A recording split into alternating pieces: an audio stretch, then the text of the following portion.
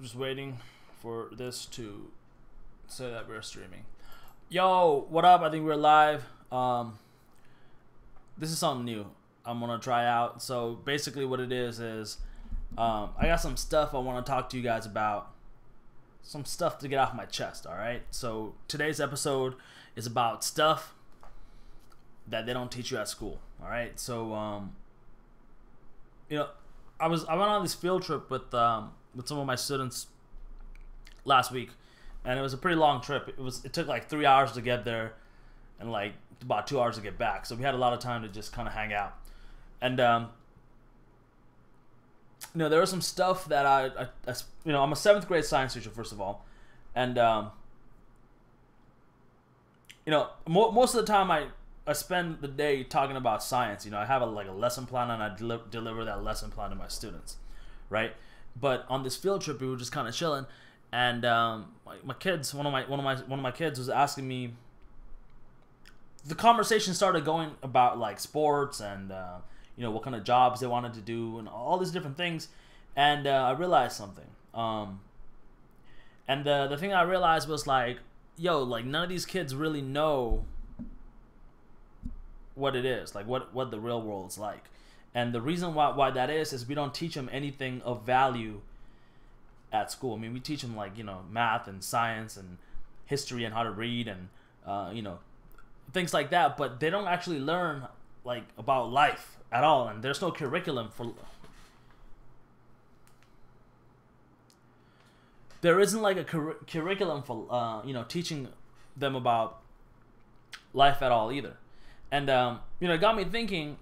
And during this field trip, we were talking about a bunch of things that I thought was super important. And one of my students was like, "Yo, Mr. Yu, like, why don't they teach us this stuff at school? Because it seems like it would be important."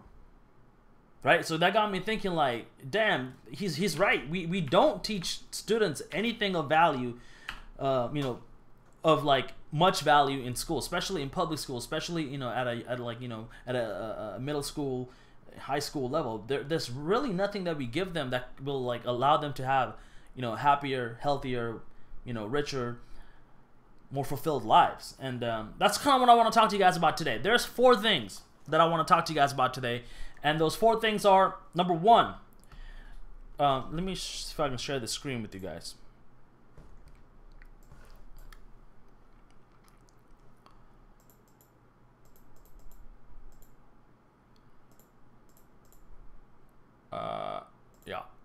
Yeah, cool. All right, yeah, I think I can share the screen with you guys. So let me just pull it up over here. Get rid of this.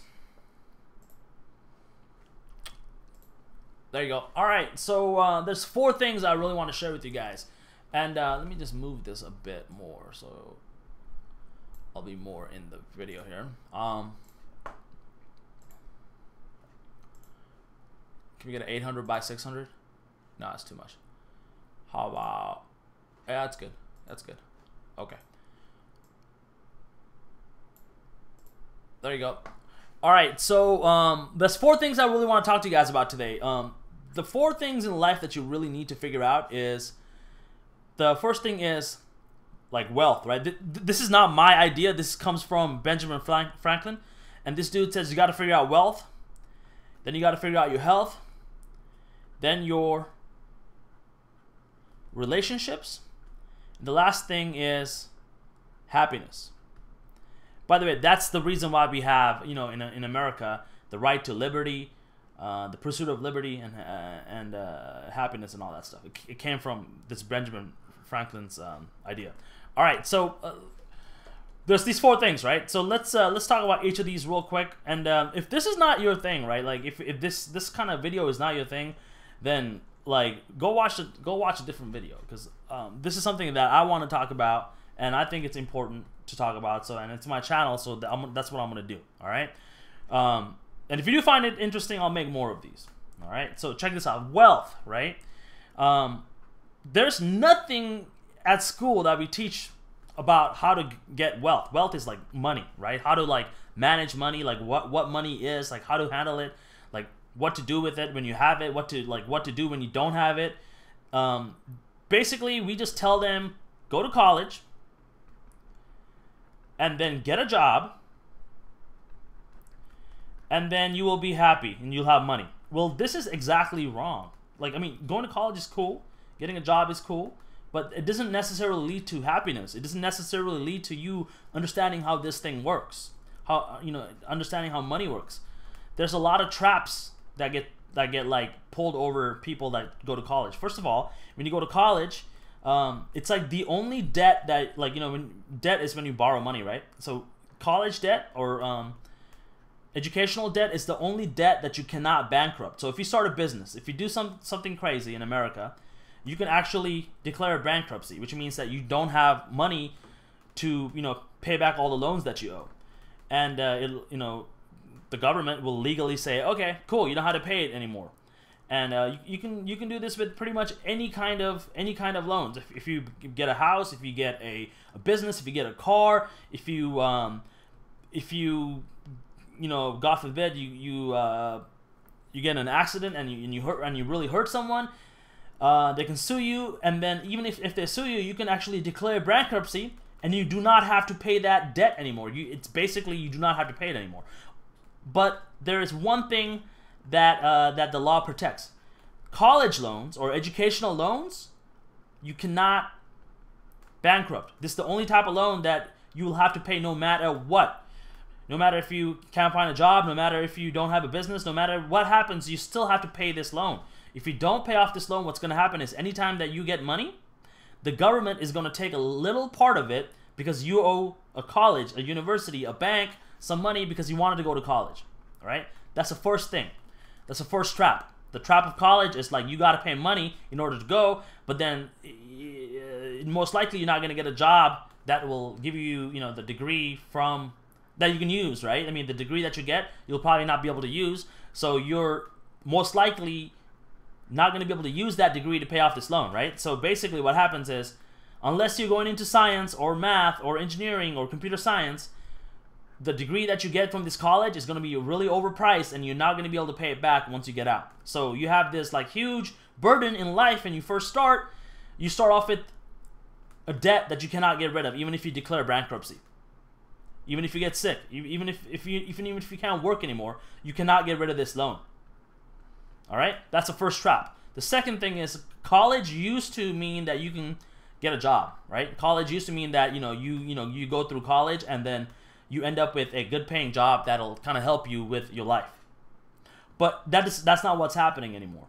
The only jobs that you can really get, you don't have to go to college. For example, if you wanted to be available jobs. I mean, you can still go to college and be a lawyer, teacher, you know, the basic job that, you know, has always existed. You still have to go to college. But most jobs, you do not need a college degree. You just have to have certain skills, right? So if you wanted to be a computer scientist, you just got to learn programming. If you wanted to start a business, start a business. You don't need an MBA. If you wanted to do anything in life, really, at this point, you don't need college, because you can just get the skills and get there, right? Especially with the internet. You can figure out ways to make money without going to college. All right? So that's the first trap. We tell kids that they have to go to college and they're going to get a job, but that job is most likely not there, and it would have been better to get skills. All right? That's a first trap. The second trap of wealth, about money, that we don't teach kids is that there's two types of people. When it comes to money, there's people that trade their time, like, you know, hours. So let's say I work 40 hours a day, or 40 hours a week, and then that equals like, like let's say $1,000, right? I mean, if you have a good job or whatever, 40 hours, $1,000. So anytime you trade 40 of your hours, you have like 168 hours a week. You trade 40 of them, and then you get this much money. And as long as you can do this, you'll get, you know, a certain set amount of money. That's kind of how jobs work. You trade your time and you get money. And the crazy thing about this is that you don't get to keep all of this money. The first thing that happens when you get a check is the government will come over here and take a portion of it. Well, it's like 23% or something, depending on how much you make, right? If you're working for someone, if you're trading your hours for time, the government will always come and take your money, a portion of your money, as taxes. All right? But rich people, people that the second way to do this is to not trade your hours for money. In the beginning, you might have to do that. Let's say that you trade 40 hours a week for $1,000, and then as the years go by, you take a portion of this money. So let's say you take 50% of this money, and you build it, you invest it, or you make a business out of it. Now, this money that you put into this business later on will just independently start multiplying, right? Let's say you did this for a couple of years, and you have $10,000 saved up or whatever, and you put it into a business, and this business starts making an extra $500 a week or whatever.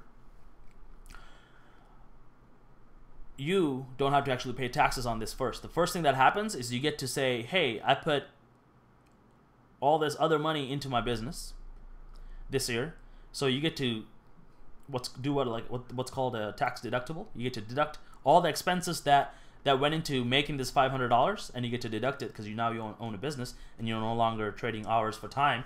And now the government can come in and take some of your money, right? I kind of feel like I'm just rambling on here, but that's kind of cool. I think that's fine. Let me just see what's going on. Is someone on this chat? What's up, Miguel?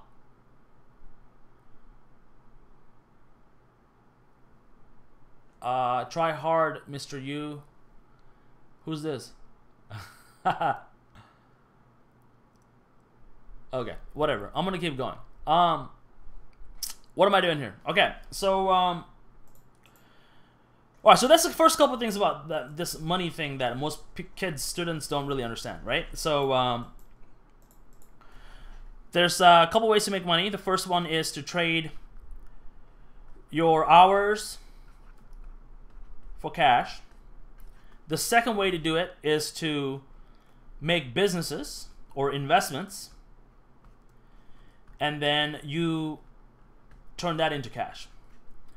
The thing about your hours is you only have a certain amount of hours in a day, and the thing about your investments, it's like you can do as many hours as you want, because the thing about businesses is you can hire other people, and you can pay other people for their time, right? So you can multiply yourself infinitely. What's up, Timothy? All right, I'm just going off on this stuff because something happened today that kind of made me angry. That we're not teaching you guys any of this stuff that's super important, right? So that's the first step. First thing is wealth, and wealth is based off this idea. There are people that trade hours for time, hours for dollars, and there's people that create businesses and investments that create money for themselves. This is called passive income. This is called active income.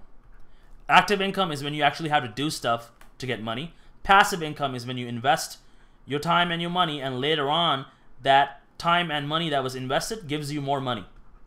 This is what business people do. This is how rich people do it. All right? We don't teach you about this at school, by the way.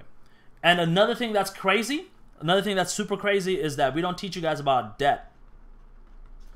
There's a thing called debt, and what debt is when someone gives you a little bit of money now. Let's say it's like $100, and later on, like a month from now, or let's say a couple months from now, they want like $110, just because some time has passed, right? That's called debt. And most of the time, what happens is most people, they buy houses, they buy cars as they get jobs and things. And what happens is they get into a huge amount of debt, and they can never escape this hours for dollars thing, because if they quit, they're gonna lose all of their houses, their cars. They're not gonna be able to feed their kids. All this other stuff is gonna happen just because they didn't understand this hours for dollars concept. This idea of active income versus passive income.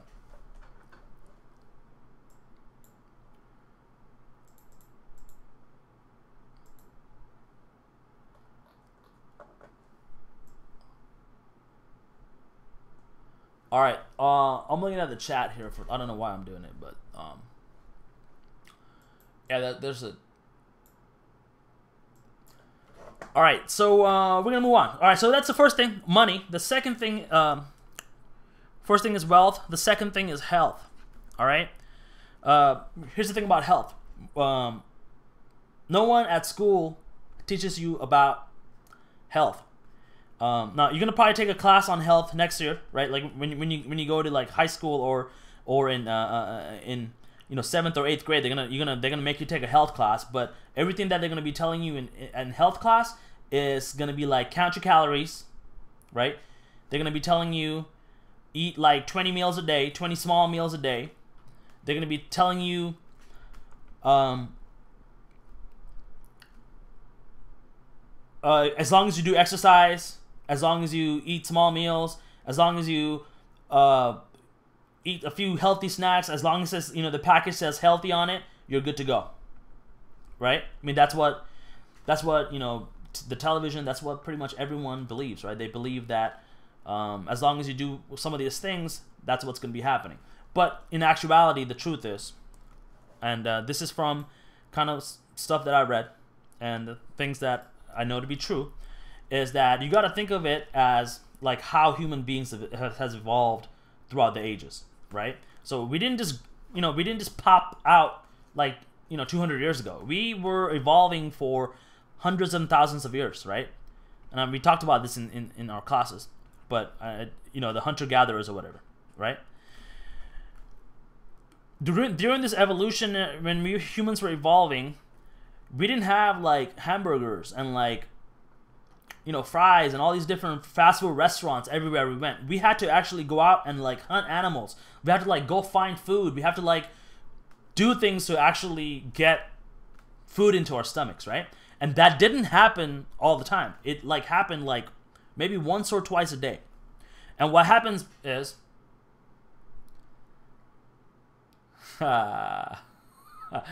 yes. Here I'm in my office. I don't know if you guys can see in my office. All right. Anyways, real talk. Okay, so we only got to eat a few times a day, right? And that's the reason why when we eat stuff, we want to like just keep eating and eating and eating and eating, because we never know when our next meal is going. I mean, that's the reason why sugar tastes delicious. That's the reason why fat tastes so good. That's the reason why like when you walk by like a steak and it smells good, you want to eat it, right? Because our ancestors didn't have like food everywhere. Like they didn't have snacks. They didn't have like Takis and sodas and stuff available 24 hours every single day, like everywhere you go. They didn't have it. That's the reason why whenever we see any of this stuff, especially sugar, it makes us want to eat it, and you can't really control yourself when that happens. So the real way to really be healthy is you got to exercise. I mean, that's important. But the second way is you got to figure out how to eat stuff. All right, and there's a couple ways to really eat well, and the best way to really eat well is to do what's called intermittent fasting. This is how our ancestors lived. Our ancestors ate maybe 1 meal a day, 2 meals a day maximum, and most of the time they would eat it at night, right? And whenever they saw some food, they would like just eat until they couldn't eat anymore, and then they would go like one day, and then that process would happen over and over again. But now what's happening is we are getting all this sugar. Everything has sugar. Everything is made of corn, and everything is made of sugar basically. And we have to eat like every 2, 3, 4 hours, right? Every 2, 3, 4 hours, because that's what we've been told. Like you got to eat, breakfast, dinner, all this other stuff. So, yeah, this is all bad. The way we're eating and what we're eating is not what we're supposed to be eating. So the best way to like fix this is to eat giant meals. Eat like one giant meal every day. Then that's kind of what I'm gonna be doing in the future here. Okay, so we covered wealth. We just covered health.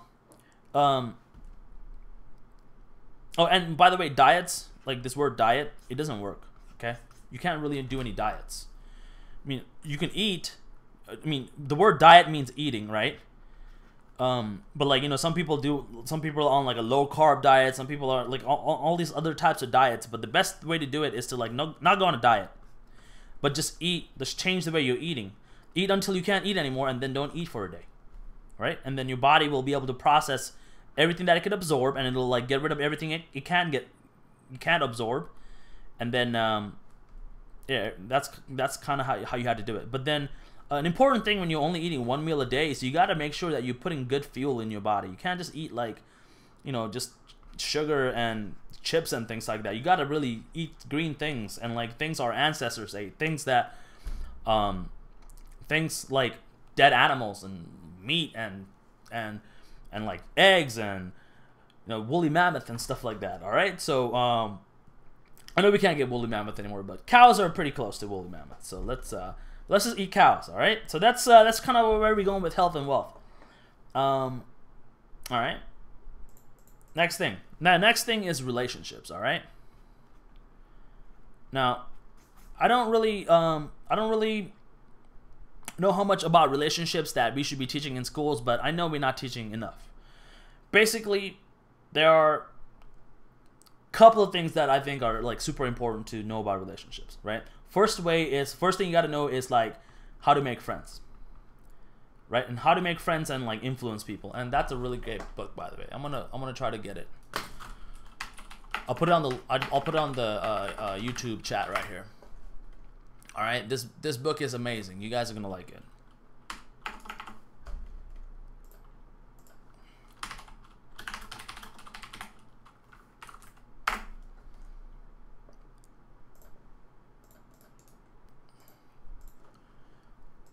All right, yo, this book is really good. All right, if you guys want to check that out, check it out. It'll teach you how to get inside the brain of another person. So whenever you're talking to someone, right, and this I call offense, right?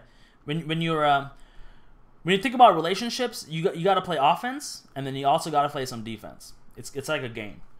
The offense part is like, how do you get people to do what you want them to do, and how do you get people to interact with you in a positive way?